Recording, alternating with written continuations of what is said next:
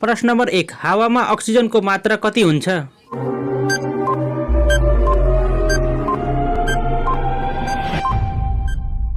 साथीहरूको सही उत्तर 20.8%। प्रश्न नम्बर 2, नेपालको कुन क्षेत्रलाई अन्नको भण्डार भनिन्छ?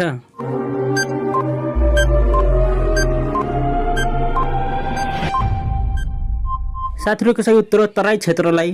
प्रश्न नम्बर 3, नेपालमा सबैभन्दा बढी प्रयोग हुने रासायनिक मल कुन हो?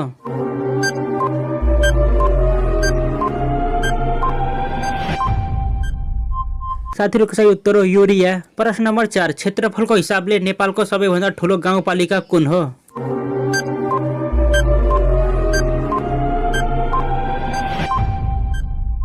साथीहरूको सही उत्तर नामखा गाउँपालिका। प्रश्न नम्बर 5, भगवान विष्णुको चक्रको नाम के हो?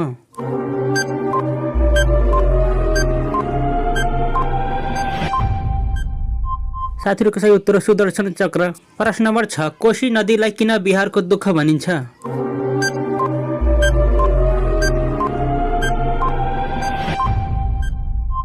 साथीहरूको सही उत्तर वर्षेनी डुबान गर्ने भएकोले। प्रश्न नम्बर 7, गाईलाई के को प्रतीक मानिन्छ?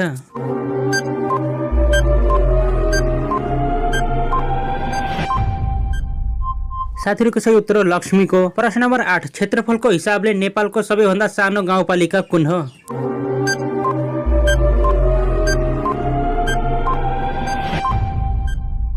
साथीहरूको सही उत्तर शम्सी गाउँपालिका। प्रश्न नम्बर 9, राजा पृथ्वीनारायणसँग जुत्ता र छाता माग्ने राजा को थिए?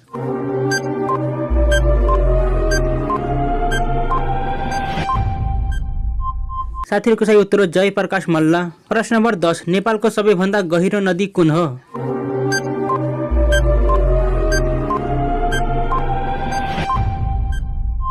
साथीहरूको सही उत्तर गण्डकी नदी।